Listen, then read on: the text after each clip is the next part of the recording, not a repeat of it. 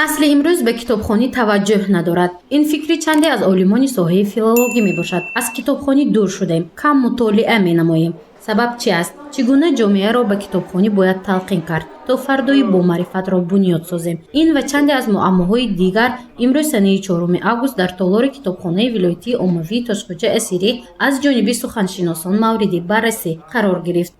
мақолаҳо интишор шуданд ва баъзе аз мақолаҳо бевосита фикру ақидаи олимон чӣ гуна ҷалб кардани ҷомеаи имрӯза ба китоб аст. баробари баррасии кам мутолиа намудани китоб аз ҷониби аҳолӣ, китоби тозанашри «Китоб сарчашмаи маърифат» муаррифӣ гардид, ки он беш аз 30 мақоларо фаро гирифтааст. муаллифи мақолаҳо дар ин китоб ба қалами донишмандони кишвар тааллуқ дорад. қисмати мақолаҳои китоб сарчашмаи маърифат ба ҷалби аҳолӣ ба китобхонӣ ва роҳҳои алтернативии он бахшида шудааст, яъне чӣ гуна мо бояд китобхон шавем.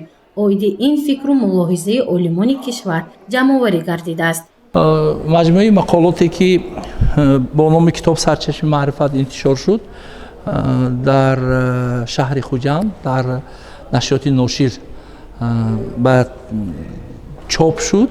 ман гуфтаниста ҳастам ки ҳадаф аз чопи ин китоб он аст ки мо имрӯз дар ҳамин китоб мақолаҳоеро ҷамъ овардем ки он мақолаҳо аксаран дар мавриди китоб ва арзиши китоб нигошта шудааст.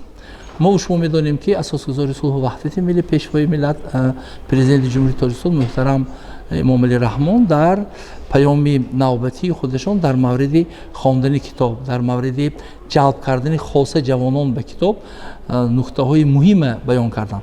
ва дар партави ҳамин нишондоди пешвои миллат мо хостем ки мақолаҳо, нигоштаҳоеро ҷамъ орем ки онҳо ба китоб бахшида шудааст. як қисми мақолаҳо ба китобҳои президенти кишвар бахшида мешавад, як қисми мақолаҳо бошад дар мавриди таърихи китоб, дар мавриди таърихи китобхонаҳо, дар мавриди таърихи нашриёт, умуман дар мавриди моҳияти китоб мебошад.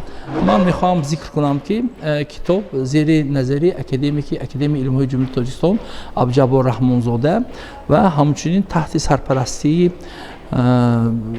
яке аз шахсиятҳои маъруфи кишвари мо Қосим Раҳбар, ки алон ҳамчун раиси комитети рушди маҳаллӣ назди президенти ҷумҳурии Тоҷикистон фаъолият доранд, чоп шудааст. теъдоди китоби тозанашр 500 дона буда, он ба ҷуз аз маорифчиён ва фарҳангчиёни вилояти Соғ ҳамчунин ба маорифпарварони вилоятҳои Бадахшону Хатлон тақдим шудааст. ҳоло аз рӯи иттилои суханшиносон тавсия дода шудааст ки китоби мазкур ва ҳамчунин китоби Тулӯи ҳақиқат бо забони русӣ низ аз чоп бароварда шавад. солҳои охир ва хусус дар замони истиқлолият сол аз сол таваҷҷӯҳ ва рушди маърифат, дониш, илм, китоб таваҷҷӯҳи зиёд зоҳир карда мешавад ва ҳамасола маблағгузориҳое ки ба ҳамин соҳаҳои фарҳангу маориф сол ба сол зиёд шуда истодааст, худаш баёнгари он аст ки кишвари мо барои боз ҳам таҳким бахшидани ва баланд бардоштани маърифати аҳли ҷомеа таваҷҷӯҳи алоҳида дорад ва ҳамин масъаларо яке аз рукнҳои муҳими рушди ҷомеаи демократӣ меҳисобад. аз рӯи таҳлили олимон танҳо давоми соли 2019 дар Тоҷикистон 3000 нусха китоб чоп шудааст, ки ин дар муқоиса бо замони Иттиҳоди Шӯравӣ нишондоди баландтарин мебошад. аз рӯи таҳлили таърихшинос Ҷӯрабек Исоматдинов замони Шӯравӣ давоми як сол танҳо 900 нусха китоб интишор мешуд. ва китоб бузургтарин нурест ки аз тамоми гӯшаву канори дунё инсонҳоро сарфи назар аз нажоду миллату дину эътиқодашон ба ҳам пайванд мекунад. тавассути китоб мо дар бораи тамоми халқҳои дунё ошноӣ албатта пайдо мекунем. дар ин китоб банда низ бо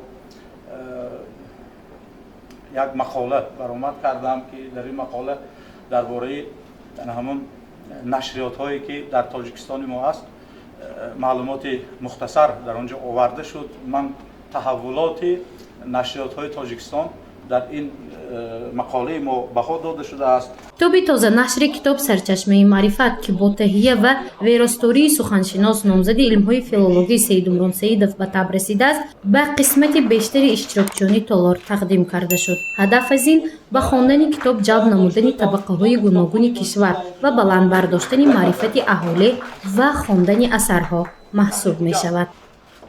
гузориши Мафнушкур ва Насим Раҳимов барои барномаи иттилоотии Хабар.